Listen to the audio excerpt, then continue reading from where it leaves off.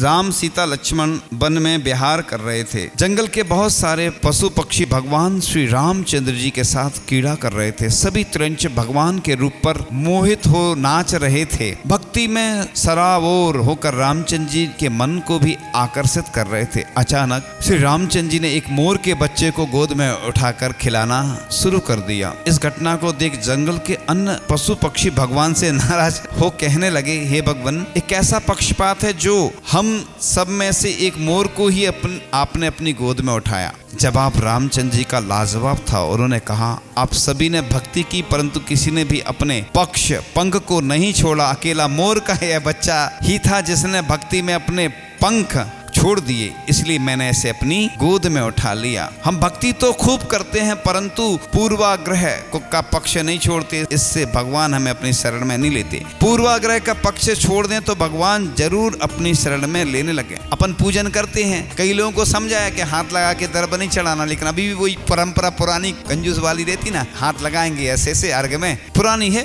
आदत नहीं छोड़ते। अरे अच्छे से दर्भ चढ़ाओ ना, कंजूसी क्यों करो। अपन सस्ती दर्भ भगवान को चढ़ाते हैं। घर में भी हमने देखा मंदिर की तरफ ले जाते लोग, अभी भी पुरानी परंपरा। अरे अच्छे से घर में तो सब सामान रखना ही चाहिए अपन को पूजन का। चौके में अगर पूजन कर रहे हैं तो अच्छे से मंदिर की तरफ क्यों ले जाएं हम, क्यों निर्माल्य का दोष लगाएं। अपने घर से ही द्रव लाओ और बची हुई द्रव ले जाओ, सबके ऊपर छिड़को उसको, वो मांगलिक हो जाती है। उसको बोलते हैं शेषाक्षत। जैसे गंदों तक ले जाते हैं, ऐसी द्रव घर से लाएंगे और ले जाएं वापस। थोड़ी बहुत पूजन की बची हुई द्रव वो सबके ऊपर थोड़े थोड़े पुष्प क्षेपण कर दो। ये कोई वो नहीं है कोई गलत परंपरा है कि कोई सोचे ये क्या कर रहे हैं। ये आता है शास्त्रों में से साक्षात मांगलिक। जैसे पंचकल्याणक महोत्सव होते हैं तो उसमें जिसके दोनों पक्ष के सास ससुर और माता पिता जीवित हों उस महिला को क्या बोलते हैं, सौभाग्यवती। सोचिए, महिलाएं भी सौभाग्यवती मानी जाती हैं। इसी प्रकार से कन्या को भी मंगल माना है। जैसे बिहार आदि करते हैं, गाय बछड़े को दूध पिलाती हुई दिख जाती तो हम समझ जाते हैं कुछ ना कुछ अच्छा होने वाला है। एक चिन्ह है, निमित्त ज्ञान के माध्यम से जब हम निकलते हैं कुछ अच्छे चिन्ह दिखते हैं, मंगल कलश दिखता है तो ये चीजें अच्छी मानी गई हैं। जो हमने बताई थी ना, रंगोली डालते हैं लोग, भगवान